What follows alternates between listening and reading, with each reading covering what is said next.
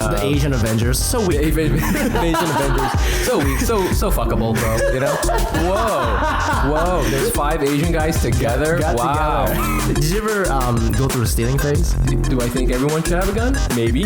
Or you can look me up. I don't care. I'll fight you. I don't care. You want to get high as fuck? You like opium?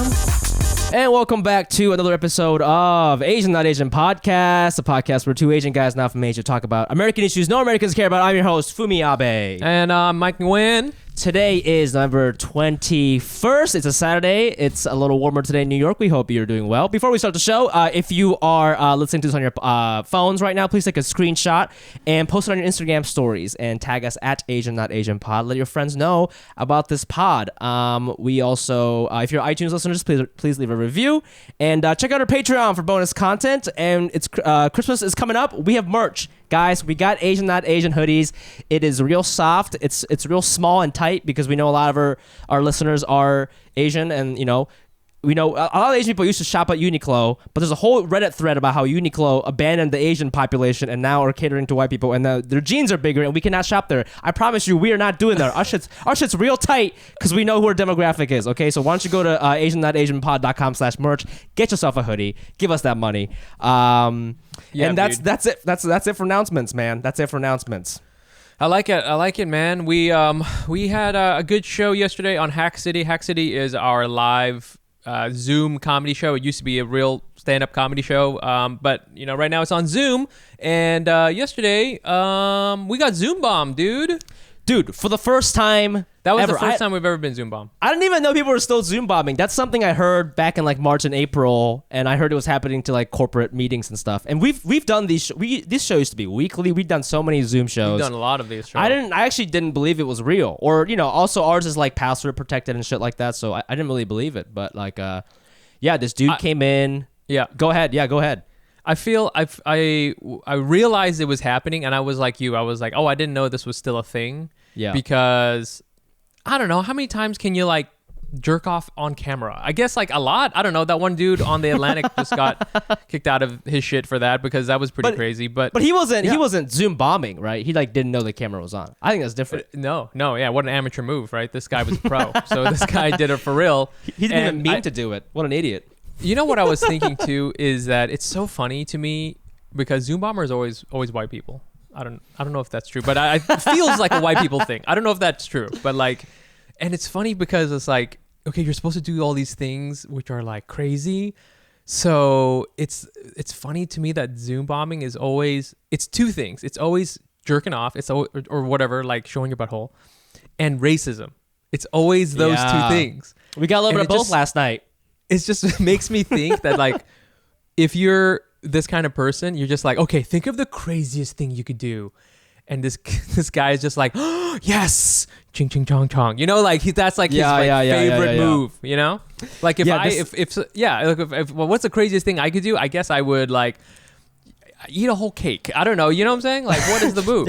I don't know why that sounds worse, but the Zoom bombing was crazy because he came alone. Like I thought it was gonna be teenagers. This was a straight up like 40-year-old bald white dude. He was full on naked. He was jerking off standing up. He was far away from the camera. He wasn't sitting down. He was far away so you could see his whole body. Then he started shitting on your comedy career. I don't know. Which fair. Yes, and he pronounced your name correctly. He said Michael Nguyen. So shout out to him. When I heard that, I was like, you know what? Go ahead and be naked. Go ahead and jerk off. Because You know what? Name? Yeah, it was a soft G. He didn't say the G in my last name because he's a woke Zoom bomber. He's a woke bomber. Okay? And also, I love that. I know we're getting older because I think you said this after he showed his asshole. I think you were like, he has a polyp up there or something like that. We get like concerned for his health. You listen. Okay, this has been a special ad brought to you by the Ad Council. Please go and get yourself checked out for early screening is what's going to protect you. All right. Okay, because that's what's important. This is what the Zoom comedy show is all about. Okay. Yes. It's about checking your butthole for stuff. I don't know. It was cool. I don't know how to transition from Zoom comedy Zoom bomber butthole to our guest. Actually, before we get to our guest, this was the whole point. The reason why the Zoom bombing was such a big deal. Real quickly, we need our guests to know, and I want to ask our guests about this too because I feel it's a very relatable topic. The reason why the Zoom thing was a big deal is because Mike had this whole bit plan where he was going to pretend that he was rich because his high school valedictorian came to the show, and she's now a law professor and making six figures. Hold on here. By the way, which was just like the ultimate stunt because it was one thing if you're a law person, but you're you're both things, you know? Yeah. Law professor. I teach other lawyers, okay? I smack down on other lawyers all day long. And so her name, she's very nice. Her name's Elizabeth, and she was a valedictorian in my high school, and she was she's a white girl. Okay, and we had mad Asians, and you know that if a white girl is valedictorian in a high school full of Asian people, she was legitimately smart.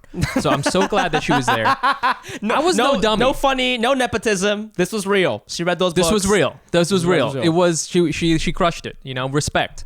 Very nice. She was very nice. And she found me on Instagram and like she's like, hey, I'm coming to your show. She lives in New York City as well, on the Upper East Side because she's doing well. And so she's like, she messaged me and I was like, okay, cool, come to the show, blah blah blah. And I was going to do this whole bit where, I have money and I put on my tuxedo and it was going to be hilarious. And then the Zoom bombing thing happened.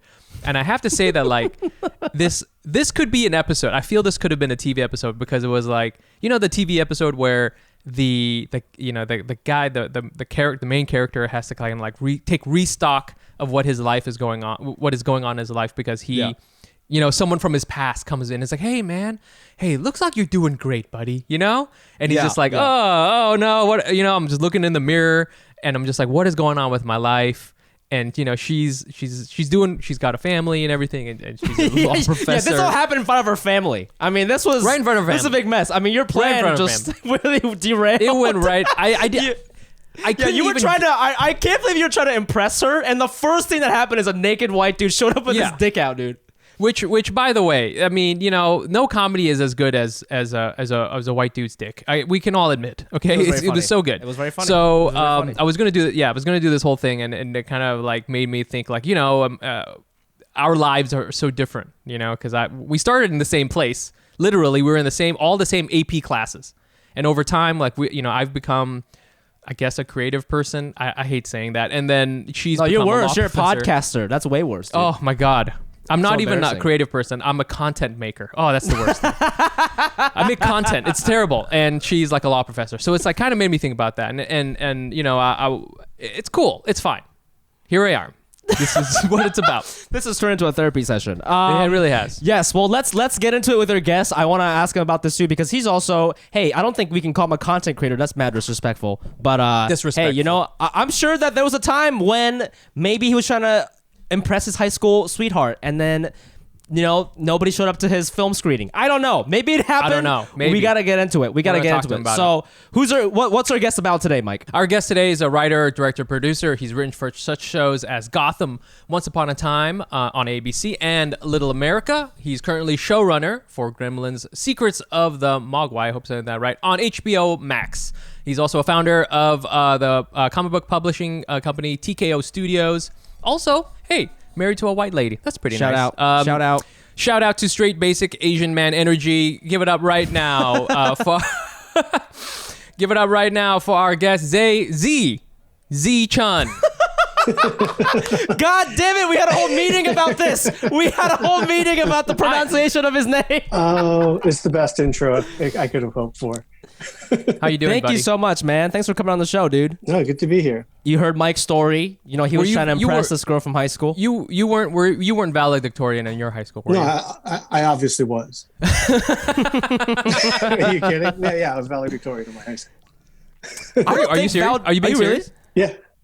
Oh my god! What the fuck? I was about to say valedictorians don't really become filmmakers or something like that. But the weird thing about our high school. I went to this place, Milton Academy, and the weird thing there is that it's not that the valedictorian isn't the person who got the best grades.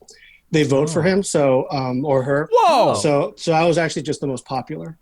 Whoa! How many flexes are you gonna do on us in the first minute of us introducing you? Okay. Yeah. Popular, successful. Okay, great. What else? Wait, You got when great did hair, you? too. What was it like the '90s when you were in high school? Yeah, 98 is when I graduated. This is interesting because I watched some of your short films, particularly the one about what's it called about the break-in, the Window Breaker. Yeah. Window Breaker, which is about a Chinese American family trying to up the security in their home because there's been a lot of break-ins, and there's also a Vietnamese basketball team outside who the Chinese mom is very suspicious of, and there's also this white. Anyways, it's a whole thing, and watching stuff like that, I just got the impression that like, oh, you're kind of living in the middle of nowhere, like maybe there's not a lot of minorities, just a Vietnamese gang, like in that context, I find it kind of surprising that they would vote like an Asian guy to be like the most popular. You know what I'm saying? Well, I mean, it was a pretty diverse school. They definitely, I mean, when I started there in kindergarten because my mom was like whatever version she looked in a newspaper and was like, these are good schools. So I started in kindergarten there, and I think I was the only Asian kid. But towards the end, they were trying to diversify. It was a pretty diverse school eventually. But yeah, I mean, it was. It was fun. I was surprised too. I mean, it was fun to be valedictorian, and then not to continue to dunk on you guys, but then a couple of years ago, I was the graduation speaker as well. Oh, come on! Oh, what do you mean?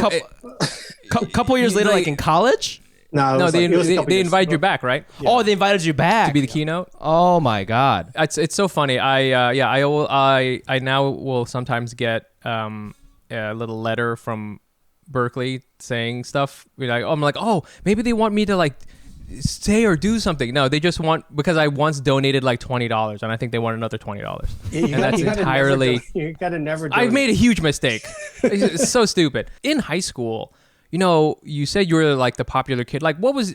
I feel like in high school you could be popular for a couple of different reasons. One is just like you're funny. One is you're good at sports. Funny? No, dude. Yes. No. Really? Yes. No. Yes, for sure. You could be a very like high school funny, not funny like us. We're not funny. Like high school funny. You could be a funny high school kid. You could be an athlete. You could be, I think sometimes you could just be a smart kid and people respect you for whatever reason. What was your thing? Were you? I read somewhere that you were like into film even then. I was super into film. I spent a lot of time in the AV club. So that was what was surprising to me. It was like, the two people who were, there was a guy valedictorian and a lady valedictorian. And both of us were like giant nerds, So it was a pretty interesting, I mean, I was just surprised because I thought it was going to be, you had to like do practice speeches and stuff like that. Oh, shit. And I don't know. I just kind of I don't really know how it came about, but I did feel pretty lucky to go to a school where, there were certainly like the artsy kids and then the jocks, but being a nerd was kind of valued, and I think they were kind of ahead of their time because like now like listen, I grew up like my wife and I went to high school together, right? And well, that's nice. She describes me. We weren't friends in high school, so she describes me as her memory of me as an artsy kid crying into my ponytail while I painted. So that ponytail, love it. Yeah. Go ahead. I'm feeling like I'm picturing Mulan's boyfriend, but in the AV room. Yeah. Okay, I respect that. It's not inaccurate. That's pretty accurate. So you were kind of like emo a little bit, like kind of gothy. Kind of emo. I mean, like the most emo. Bringing my own mixtapes, into the studio, so I could like make pottery. Like it was. Oh, it was, my God. There were no limits. Dude, maybe I'm starting to think maybe this was an ironic valedictorian. You know what I'm saying? Where they just like, you know what? What if we actually got the biggest loser to be valedictorian? Dude, but that's what happened to me with Homecoming. They voted me and my sister to be funny. So you know what I'm saying? So I'm always looking out for my Asian brothers. You know what I'm saying? Yeah, Like, dude, careful, were you buddy. really popular, or were they think it's funny? You know? I mean, when I was up there giving the speech, I was just I was looking all around for a bucket of pig's blood that was going to tip over on me. You know? Wow, got real dark. I heard the story when you were one day you were a kid in high school and you were staying late editing in the AV room and listening to the Smiths or whatever you were, and then it was like 3 a.m. and a security guard found you and had to like take you home or whatever. So many questions, about that. I guess what were you working on? That was what are you doing? So I always liked to work on stuff on my own outside of class. And so I had made a feature film in high school. I had like rented a camera and stuff and gotten all my friends to act in it. And I was just up late editing. And, there's a lot of like great stories about my mom and like how supportive she was. But like, this was one of them where, so security guard comes in, I'm like editing. I'm definitely not supposed to be there. Right. And he's like, what the fuck are you doing here, kid? I was like, I'm editing. He was like, you got to call your parents and they got to come pick you up. So I call my mom, it's on a landline or whatever. She's like, I call like 2-3 times. Finally, she picks up. She's been asleep for like 7 hours. She goes to sleep at like 8 p.m. I was like, you have to come pick me up. And she was like, okay. And she came and she picked me up and I went home. And it was just like, there was no like admonishment or anything. She was just like, you're working on something you like doing. So it was like, I mean, there's a few stories like that where I was just looking back. I'm like really just very happy that she was like, yeah, just do whatever you want to do. I think the one thing we've learned through doing this podcast is every time we talk to like a very successful Asian creative person, they have like amazing parents who are like there for them creatively and support. Yeah. And then if they weren't, they're like us. They're like really like, well, I'm not very talented, but we have a lot of comedian friends who are like so talented, but because of the way they grew up, they like don't believe in themselves and they're just forever gonna be floating around. But that's crazy, man. I know for a little bit you wanted to work in comic books. Well, first of all, what comic books were you into? Because we're about the same age. So what comics were you a fan of?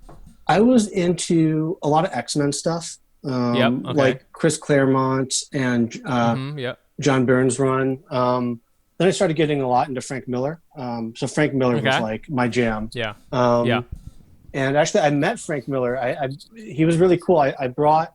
I had my little like stupid comic book art portfolio. He was like signing comics at the Million Year Picnic in Boston, and or in Cambridge.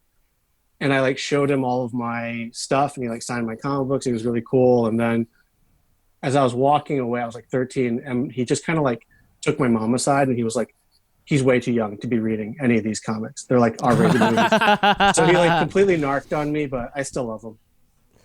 That's interesting. You like comic? You never got into like manga or like anime? Was that even around when you were younger?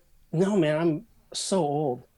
It was well, manga's been around for forever. No, I know, it was hard to get that stuff. I feel they had like I read Lone Wolf and Cub, but it wasn't like there was Lone Wolf and dude, that's fucking old school, bro. That's like before Dragon Ball Z. That's crazy. Yeah.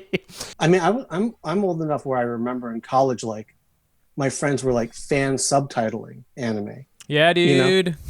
Bro, you guys are old, dude. This is an old Asian podcast. I think you're about my age, and so back in the day, you couldn't read Dragon Ball Z. You could read Dragon Ball Z because they translated it from Japanese into Chinese first.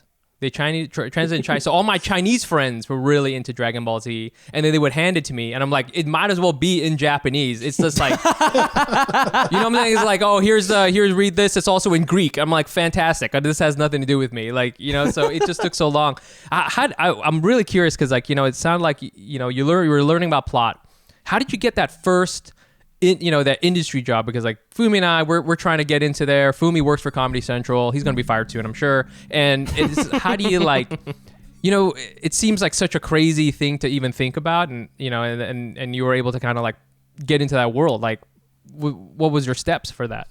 Yeah, I mean, so after college, I did a lot of painting. I painted portraits for people, and families, and that was how I made a living. Was I was doing that, and I was also like authoring DVDs, like because that was like a thing that was new to do. Okay. Yeah. But all the whole time I really wanted to get into film. I did not want to go to grad school because it was very expensive. Yep. Mm-hmm. So I just made a schedule for myself. I made a no budget short film every 6 months and wrote a feature film every 9 months. And I made a lot of not great movies, wrote a lot of not great scripts, but my 11th short, which was made for $600, and my mom is actually in it. It's Window Breaker, which you guys brought up.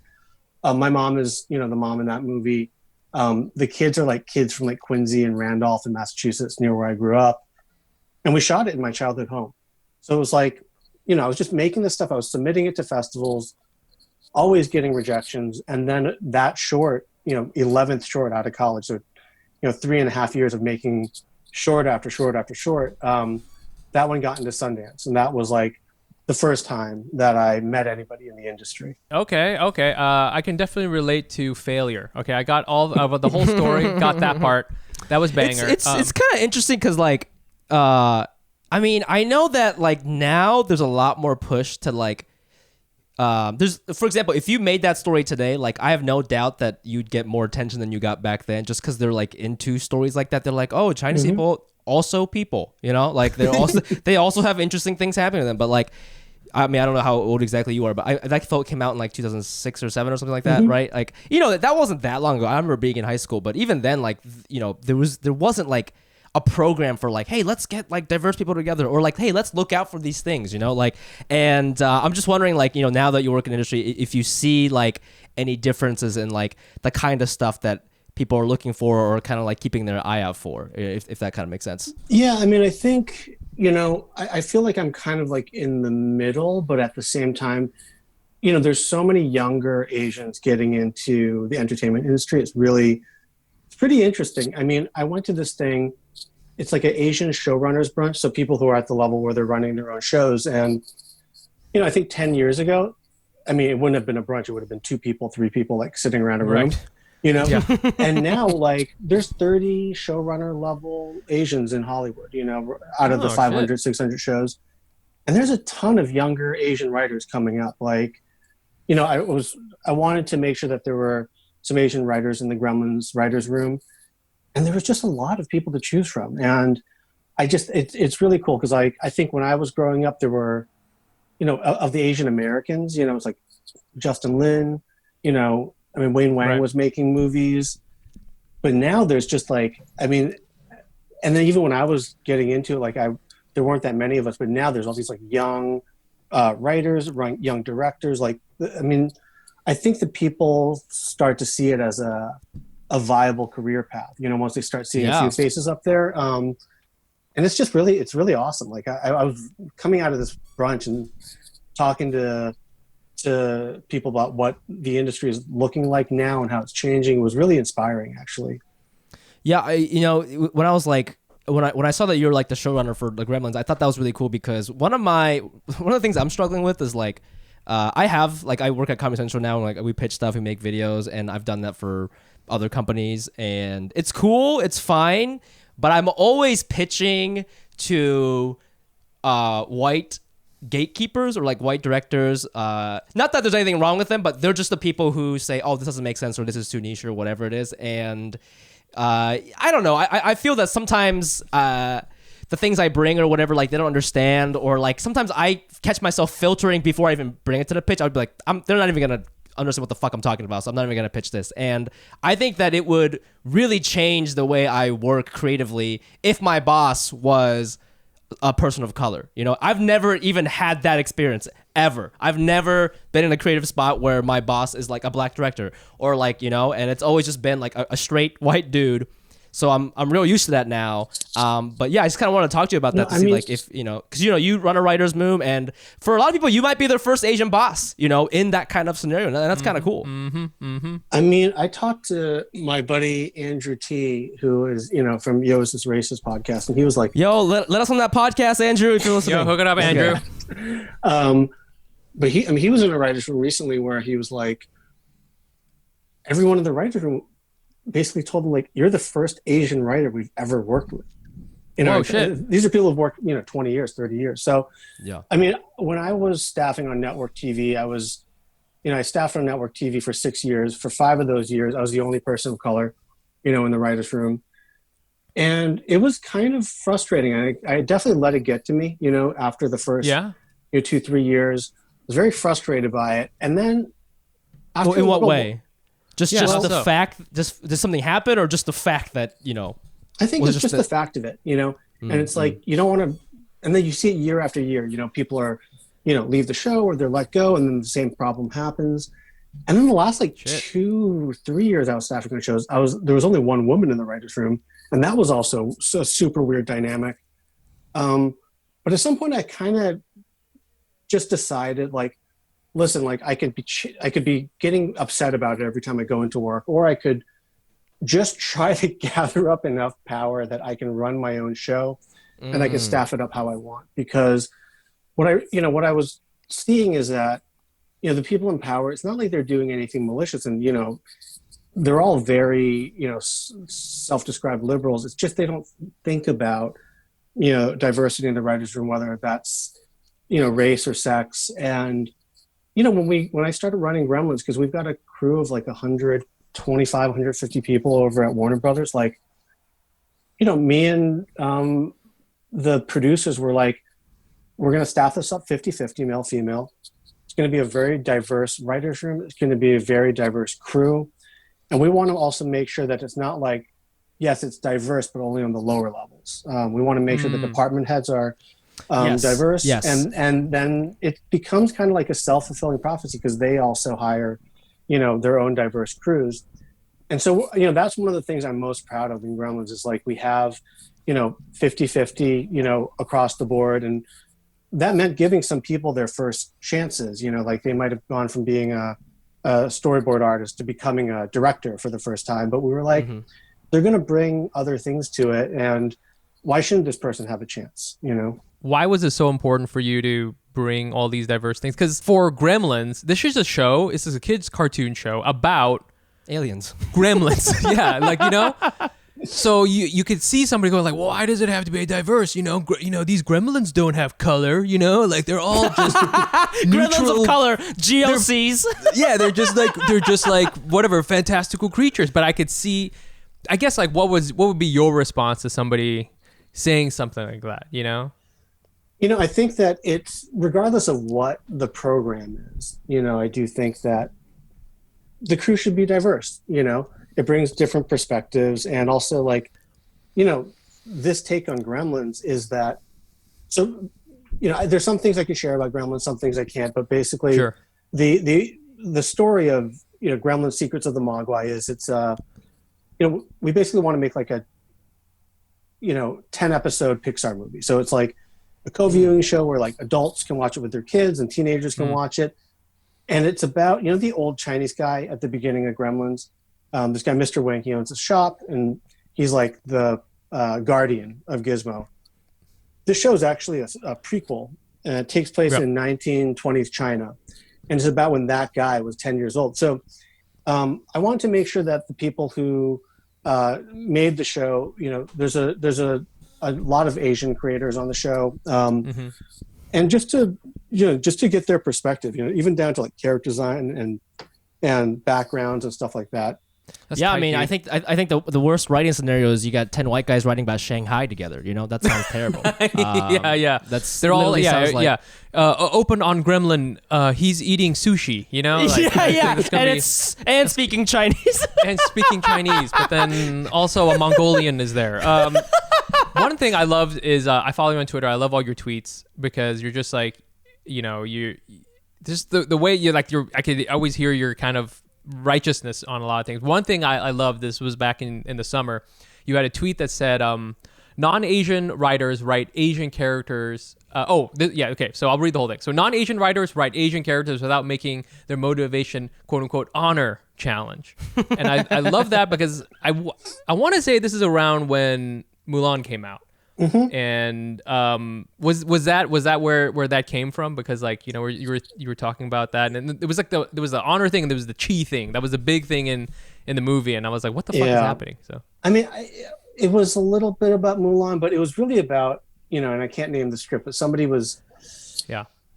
wanted me to do a rewrite on a script, and it was like, I mean, it was by non-Asian writers, and it was the most stereotypical thing that I had ever read. And it was just, and it was funny because after I tweeted that, and I tweeted, I think, one other thing that was like a little more specific. Yeah. Other Asian writers who had been offered the same rewrite reached out to me, and they were like, what the fuck was up with that script? It was crazy. And I was just so livid because it was like, the way it was framed was basically like, we need a rewrite for this script. It's already in production.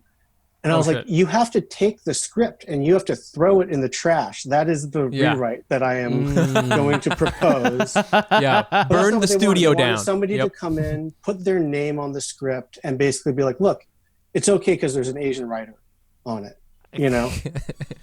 She's very honor oriented. Yeah, go ahead. Yeah, no, it's just a thing where it's just like a default. It's like, it's not even, I mean, so many movies have it, and it was just disappointing to see. It's like 2020, That's really interesting. You mentioned that like he just wanted an Asian guy's name on it, because I feel that from my personal experience, there's a lot of white comedians in New York, or like writers. They've like, even though a lot of them are very funny, they've realized that like the industry doesn't care about them anymore, and a lot of them will try to partner up with somebody of color or like a woman to just be like, hey, this is like about her, but like I wrote it too, kind of like trying to sneak in. There's a lot of sneaky like partnership courtships happening. So it's interesting to hear that it's also happening at your level, where they're just kind of interested in your face and the color of your skin to get their agenda. Kind of like sneak that into Hollywood or whatever. Well, I think that it was like some of these things have been gestating for a long time. So it's like, even 2 years ago, before, there was more calls on diversity in Hollywood. It's like some of the stuff was like greenlit back then. And now they're like, oh, we fucked up. Oh, shit. How are we going to like damage control this, Yeah. Look, what's the most Asian sounding person we can find? Okay, there's nobody. Well, I do want to transition to that. I wanted to transition to kind of like talking about telling stories, and there's an interesting quote our producer found about how you were thinking about changing your name. You thought, oh, maybe I should change my name to a pen name. It sounded more Americanized, or at least give myself an English first name. Did you ever have an English first name?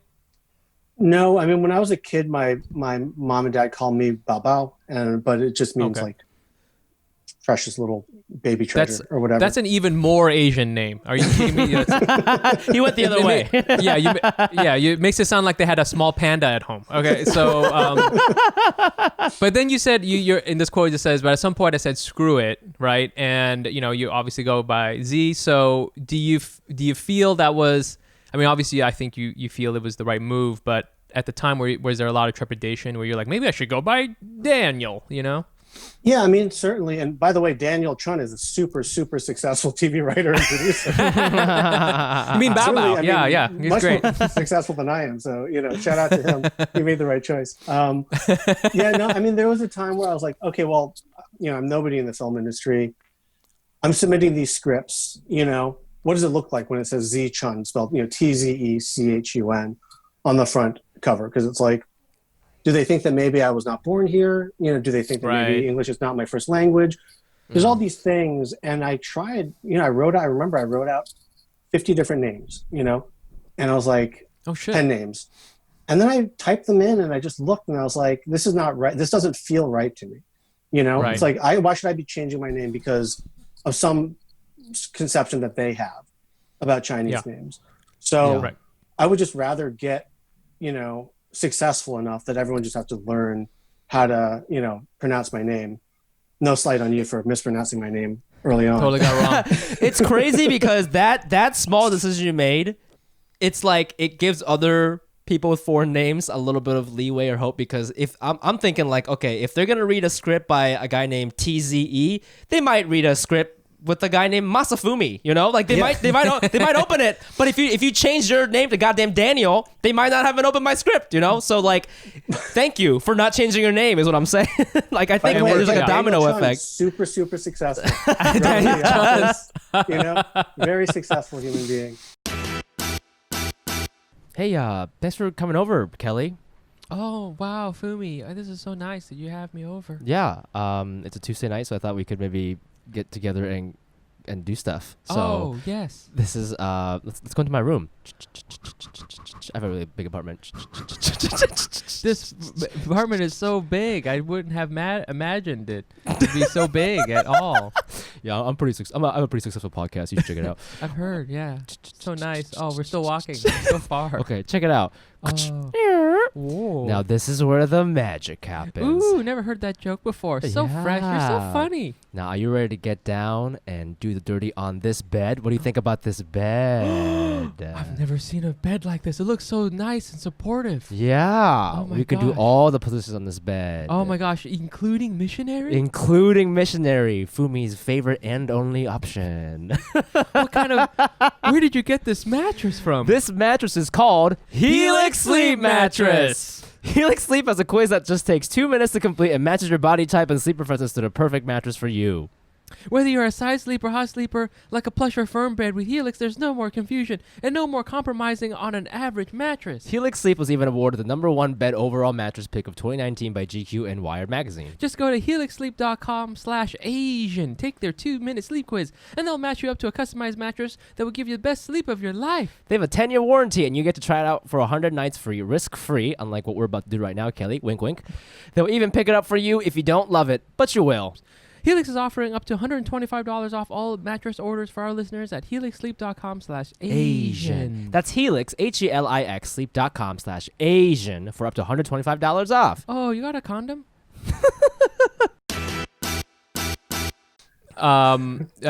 Shouts to him. I have another fun tweet here. I love your tweets. You have this whole thing, and we also wanted to talk to you about this. You have this whole thing. It was this month, and it's a string. You have this kind of whole string about it. It's like the most powerful thing a creative person can say is no. Which Fumi and I have a terrible time doing. We say yes to everything. So, no to the studio, no to middlemen, no to Hollywood, know your worth. You should know your worth.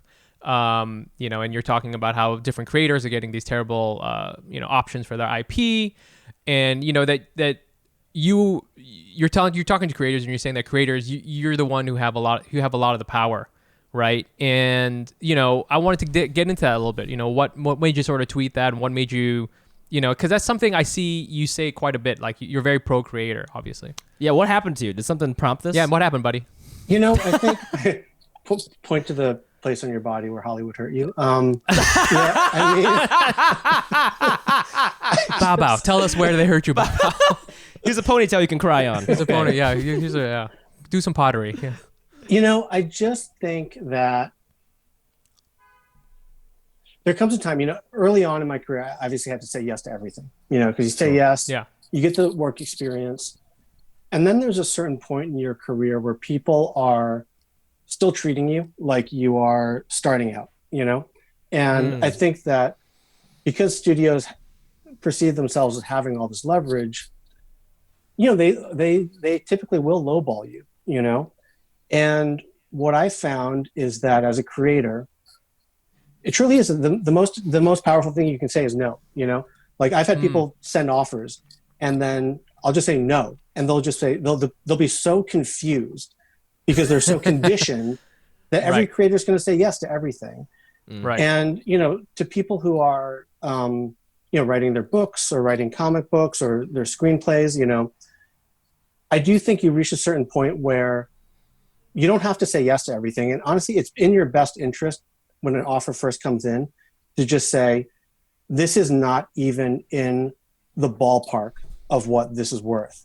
And you can tell me anything you want. But you can just say, this is not, you have to redo the offer. This is not it's not like I'm going to then negotiate with you about this. Like, send the offer. It's not, if it's not up to what I need, then you just project it. And word gets around that you're not going to take every single thing that comes your way.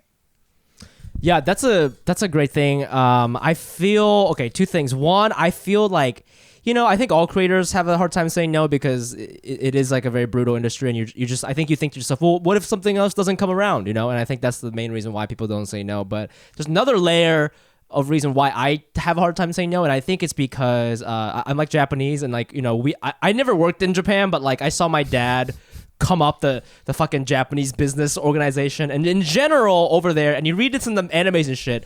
Apparently, if you just like work really hard, someone's gonna notice how hard you work and reward Notice you me, senpai. exactly, and reward you exactly what you're Senpai. worth. And that's kind of the mentality that we are raised with. But that's like it. I don't know if it's true over there because I haven't worked there. But like it does. That's not even close to how it works in America, at least. And I think it's very difficult for a lot of immigrant people to like strip that away and be like, no, I'm allowed to be like, I'm worth 3 times what you're offering, you know? Because I've never talked like that to anybody in my life. When somebody says, hey, can I buy that for this much? Or, you know, hey, can you do this for me for this much? I've never been like, no, I'm worth 4 times that. Like, that's not a sentence I've ever said before. And I think that like, you know, recently Mike and I got like an offer for a podcast with like a pretty big network. And we went through the whole thing and we wasted their time. And at the end we said no. But it took us like 2 months to say no. You know, we kept had to check in with each other because we were so scared of saying no, because I think we have a hard time sort of like valuing whatever this may be, you know. Is that, I don't know, Mike? No, but I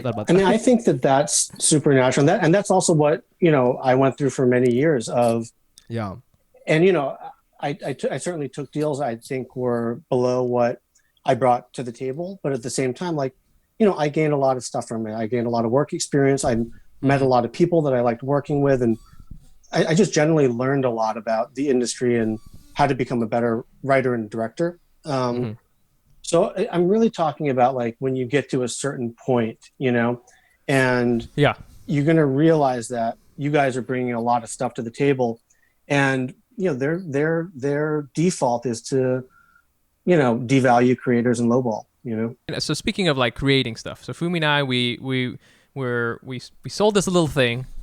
And it's a little cartoon, and each episode is only 5 minutes long, and it takes me and Fumi, like, we're stand-up comics, okay? I think the longest stand-up comic bit I have is maybe 90 seconds, and it took me about 3 years to write it because it's just this how stand-up is. And now for this 5-minute thing, it's like taking us like a month to do it, and we're not working on it full time or anything like that, but it's just like so tough to develop story. So I don't know whether it's doing comic books or whether you're doing cartoons or you're running a big TV show. Like, what's your process for like developing stories? Because there's so many times where I wouldn't call it like writer's block, but I'm sitting there with my characters on the page and I just don't know what they're going to do next. You know, I don't know. Do you ever encounter that? How do you like sort of walk through this like big forest of like endless possibilities? I mean, it's a good question. So I think the thing that people talk about with, you know, any type of screenwriting is like, you know, they talk about structure, they talk about blah, blah, blah characters, blah, blah, blah. Like, you know, there's a lot of people talking about like what to do when you're actually sitting down and writing a script. I think the thing that people don't talk about enough is the real work when you, I think, develop as a screenwriter is that you start to put processes in place that allow you to become productive. Meaning you start to understand how you need to approach a story and the building blocks of that story so that you know that every time you sit down to write, you can at least chip away at a piece of it. So for me, it's something like, you know, when I want to come up with a new idea, I'll just sit down and write 10 ideas a day, you know, like a couple sentences. And then I'll do that for 10 days and I'll have 100 ideas, and most of them, sometimes all of them will be bad. But then, you know, once in a while, one will be good. And then I know, all right, then what I need to do in order to feel, you know, the footing around this is I need to write not the whole script, just write a page about why I want to do this. Then I build that out to 4 pages, then 12 pages, then 40 pages. And then when I sit down to write a script, it's like 2 weeks, you know. But that was a process that I had to develop over a lot of years. And it was a lot of years where I was sitting down and being like, God, I'm staring at this empty monitor. I don't know what piece of it to tackle, you know? That's such a good point, because I think the biggest thing I encountered while I like got my first comedy job is like I came from like just working in regular corporate America. And then in corporate America, most of the things you get, every time you sit down at a computer, you can get work done because it's so soul-sucking, and it's like, here's a PowerPoint and you need 10 slides, and this is Open up Outlook, close Outlook. It's so fucking stupid, but like any monkey can do it. You can sit down and you're like, I see the objective, you know? But with creative stuff, like I remember like, okay, cool, like I have some time right now, let me sit down, and I'm like, I'm sitting there for hours looking at videos trying to find inspiration, and like I did nothing for an hour, and that's a lot of it, you know. And like I think a lot of times like that's the thing about being a creator is like you're always working, you're just always in your head, and like maybe you're taking a shit and you're like, oh, that'd be cool if that guy did this instead of this in the story, and you like just write it down, and then maybe the next time you sit down you can like kind of do that. But yeah, that was like the weirdest. It's so interesting to hear it from your perspective, because I always thought like, how do fucking professionals do this if you can't do 9 to 5? Like it doesn't. You can sit there from 9 to 5, but you may not write anything. Yeah, you might not have anything after. You're like, okay, inspo, and maybe you're writing 10 shitty ideas, but then you're like, okay, shit. Like it's more of like you have to look at it from like a long-term perspective rather than like, did I do something today from 1 to 3? You know, and like that was a hard thing for me to swallow, because I'm used to just like sitting down being like, okay, let's pump out this deck for fucking Johnson & Johnson because they're interested in making Band-Aids that are smaller or whatever. Yeah, you personally had me at the word processes. I love that word. So you got me, baby. Okay, more than one process? Are you kidding me? That's what I'm all about. I wanted to sort of end on this. This is a funny thing. So kind of going back to your first time, the first time you were staffed. It was on a show, and you said, it says here that, according to our producer, you said you got fired. It says you got fired because you had a bad attitude. And I like that. I like that energy. Okay. You know what I'm saying? I was like, what happened there? You know, it says here, you said that you had resting bitch face, which I respect. I like resting bitch face. Okay. Because, you know, I like Korean people. I know you're not Korean, but I'm just saying that Korean people have that a lot. And I find it to be comforting. I find it to be, it's like an itchy sweater, okay? You know what I'm saying? Like, I know it might be a little uncomfortable, but I know that it's working because it's like, it's telling me, it's giving me feedback. Resting bitch face is like, oh, okay, I know that it's uncomfortable and you're kind of giving me this thing, but, you know, I know how to deal with it. So, like, what happened in that story? You know, I think that it was kind of in that year I was talking to you about, where it was like, you know, I was coming up on, I think it was a second or third year of being the only person of color in the writer's room. And I was finding it really hard to concentrate. And, you know, we would have, it was, the room was long. We would be there all day, like 10 to 6. And, you know, and then we would eat lunch in the writer's room. Right. And like, you know, I just wanted like a little piece of time to myself. To like free, you know, to clear my head. And it was the thing where, I don't know if it's because I'm Asian or just the way I grew up, like, I can eat so fast. Like I can eat hell yeah, dude. 45 seconds, right? Yeah. And so they would come in and bring the food. And by the time people had gone to get their silverware and their LaCroix or whatever it was, I was already done and out of the writer's room and walking around. And I think that was like a big piece of it. Because I did that for like 4 months. And at some point they were like, Zeke doesn't seem to want to be here anymore. What? They said you eat too fast equals bad attitude. That's like lost in translation. They would just all hang out and I would just be not there. See, I'm not okay with that. I'm not okay with white people timing you eat and being like resting bitch face. What a fucking bitch. Like that's not okay with me. I mean, so relate. Yeah. No, go ahead. No, that's it. That's it's not a super complicated story. I love that story though, because I just like there's so many times, you know, whether at a comedy show where I do my thing and then everybody's just hanging out and I'm like, you guys just don't want to go home? Like I'm you know, like what are we doing? You know, we're just wasting time. And I definitely feel the eating thing. You know, I usually use my time to eat my food fast and then I get another meal. So I saw this is the most Asian thing that ever happened. I went to go. There's a place in LA, K-Town Pho, which is great, and it actually through it. I went and sat down and I was eating. I was like, this is amazing. It tastes just like the noodles I ate growing up. And it turns out the guy is from one town over, you know, from where I grew up. So it's got to be something in the water or whatever. But so I went to K-Town Pho to get pho duc biet, and it was closed. So I was like, oh fuck. All right, well, what am I going to do? There's a Korean beef noodle soup place, down the street. So I walked there and I ate. I'm walking directly back. I'm so full. I'm like still sweating from how spicy it was.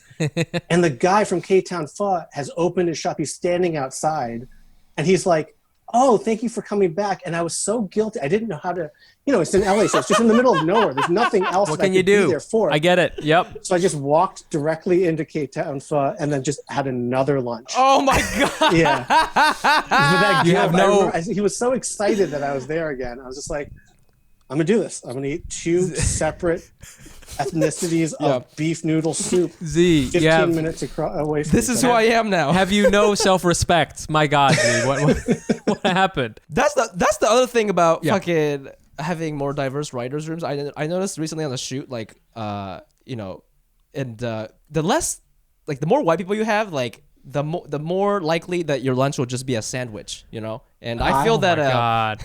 After I got fired for having a bad attitude, I made a vow that I'm never going to eat another kale salad again. Oh, And I have never eaten a kale salad. I I'm love so it. mad. Since Whenever that I get a point. kale, like I used to, when I would go to the office at my day job, I would force myself to have a kale salad because like otherwise I can't just, I'm going to become chicken katsu if I just keep eating the way I'm just going to become one. So I was like, I got to eat a kale salad, but I would always eat it and I would be like, man, I'm at the, I'm working, I'm not having a good time. And the one like 5 minutes that I'm allowed to have a little bit of pleasure, I had a kale salad. And I was like, this is not the way. This is like, why? That's the way. This is Kale not the way. salad. Kale salad is basically a hate crime at this point. Yeah, every time I Oh eat my it, God. I do feel the colonization. I do feel that Yeah, happening. yeah. I want to call the New York City hate crime hotline. And Yeah, just, yeah, and just be like, yeah. excuse me, hello, yeah, I'd like to report Sweet Green. Yeah, excuse me, yeah, The whole business, not the just whole this business, one just salad, the whole business model itself. It's also $12. Come on now. Yo, Fumi, what's your favorite Thanksgiving Day food?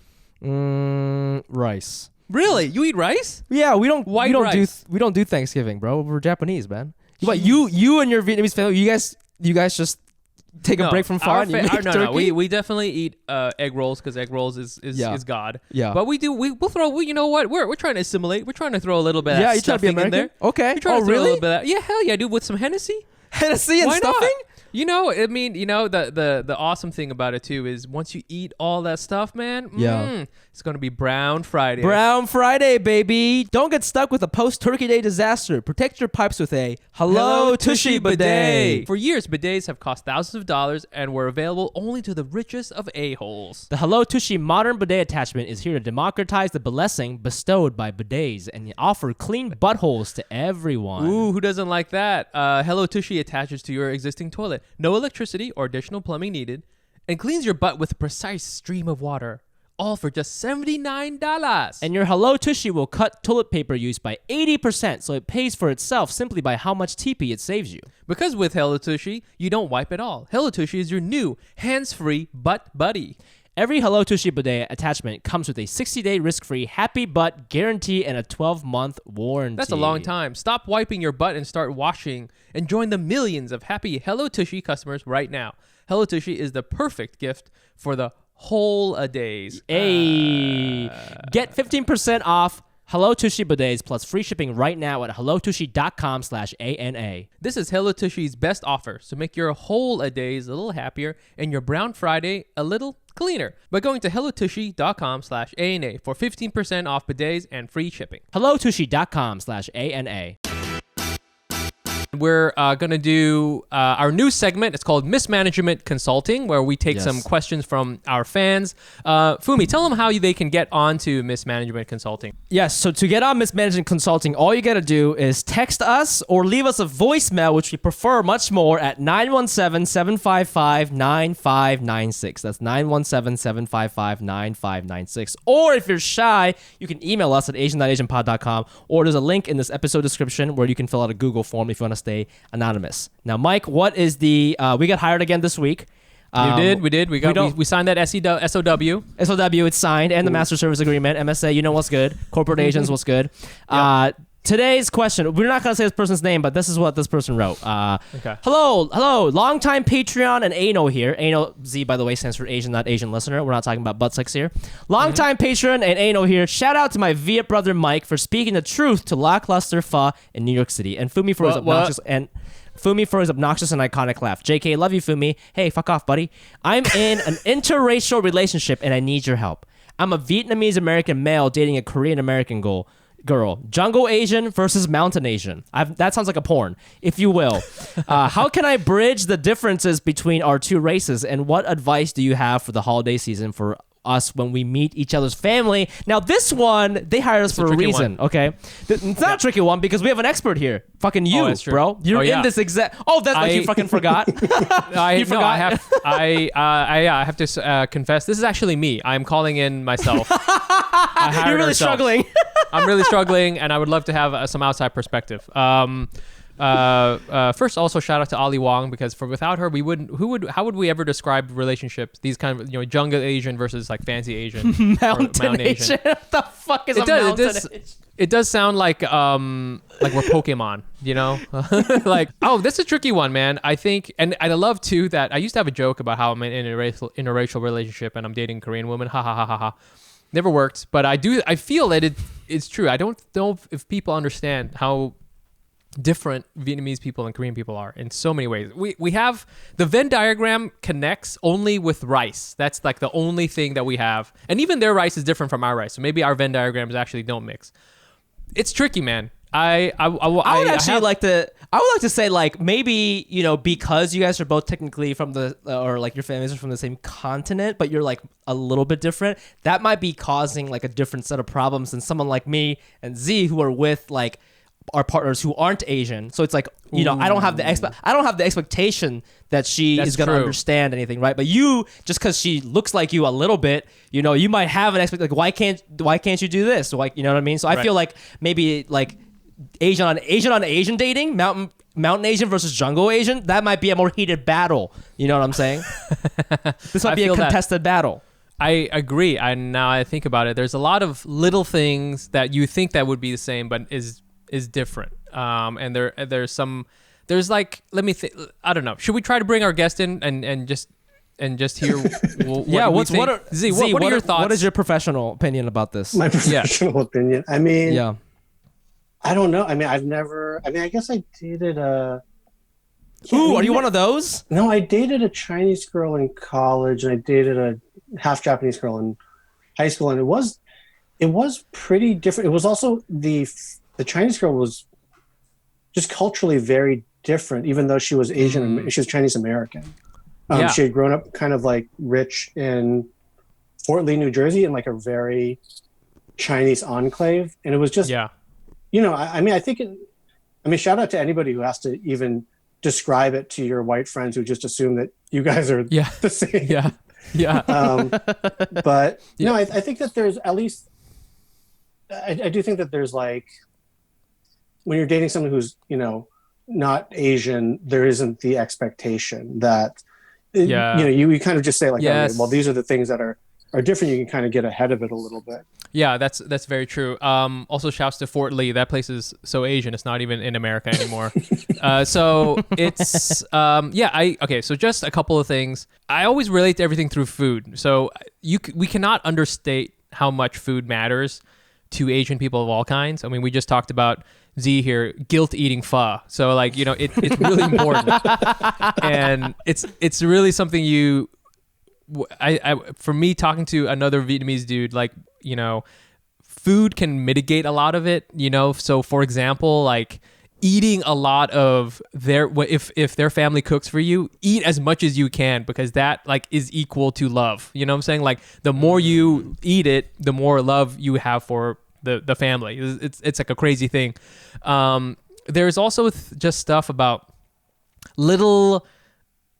you got to have like a coaching session with your Korean American girl, because there's going to be stuff about like who gets poured the soju first, and there's like, are you allowed to cross your legs, stuff like that. Vietnamese people, we like sit on the ground, and we're smoking parliaments, and we're like putting ice in our beer. We're very loose about a lot of stuff.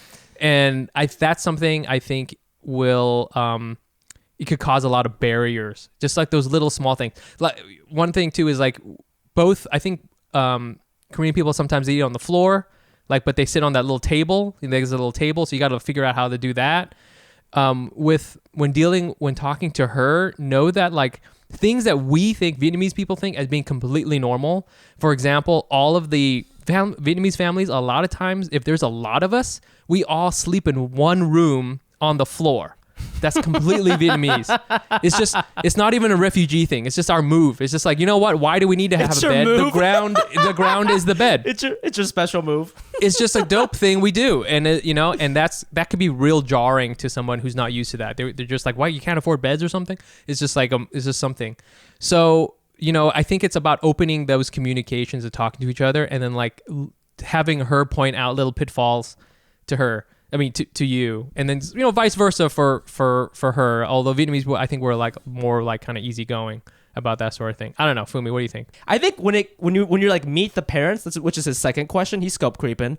His second question that gets a little tricky because then it feels like you're putting on a show. Because I feel like a lot of times when you have a family dinner with like two cultures, it's like a talent show, and you're like showing off your partner, and you're like, look how well trained this guy is. Yeah, you got to do that. You know what I mean? And like I'm sure Gina does that with you. Because you told me one time like you guys had a family dinner and she like sat you down. You're like, these are 3 things you cannot do. Like, she had to like coach you before she put you on the ring, Oh, I'm well trained, man. Okay. Yeah. And when you guys sit down for the holiday meal, like you gotta tell your Korean girlfriend about how Vietnamese people eat during a party, because like that's a thing. Like we just spread all the food out on a counter and people just kind of go and hover, and there's no like sit down and let's say grace and all that stuff.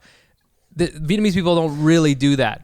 We versus Korean people. Korean people have this whole thing where they have all the food out on one table and everybody sits around it, and you've been to a fucking Korean restaurant. It's more like that. It's like little things like that, which could be like a trip up, Well, maybe also like I don't know why she's putting so much, or this person's putting so much pressure on the partner. Like you could also coach your damn families. You could just be like, listen, no.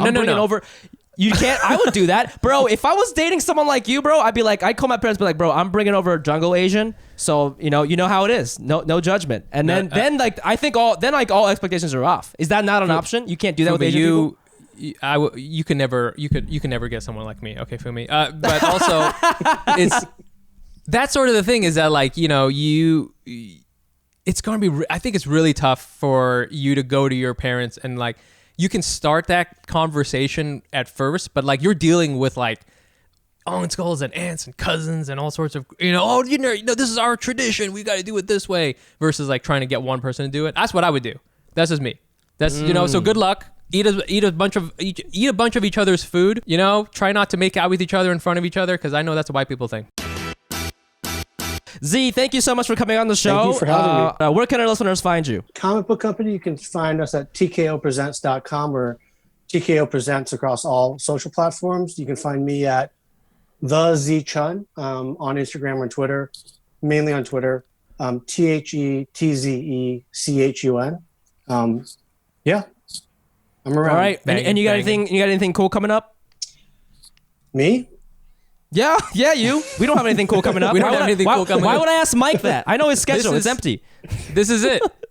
This is actually the high of my week, and I want to kill myself now. Gremlins comes out either late next year or early the year after. It's animation, so it takes a little while. We've always got books coming out at TKO Presents. But yeah, I'm always updating, ranting, doing whatever on Twitter. So come find me there. Oh yeah, and you can also find us on social media at AsianNotAsianPod. I'm also on there at the Fumi Abe. That's TheFumiAbe. And you can find me on Instagram at Nice Pants Bro. Please come to our bi-weekly stand-up comedy show on Zoom called Hack City. Just go to AsianNotAsianPod.com for tickets. The next one is going to be December 4th. And it's new comedians every time. New comedians every time. Hey, maybe new Zoom bombers every time, or maybe not. Well, maybe we'll bring. You never know. That other guy back. He had a bomb set. Let's just say that. Come for the comedy, stay for the naked white guys. That's kind of our motto. If you're iTunes listeners, please leave a review. And if you want more bonus content, please go to patreon.com/AsianNotAsianPod, and you can get access to bonus episodes, behind the scene footage of our stand-up, and we have a whole new segment called Race News where we talk about a lot of current event stuff, and that is only for our Patreon people. And I think that concludes our podcast. Z, thank you so much again for taking the time. I know you're a super busy dude. This was such an enlightening conversation. And Anals, we'll see you guys next week. Bye. Bye. Thanks, guys.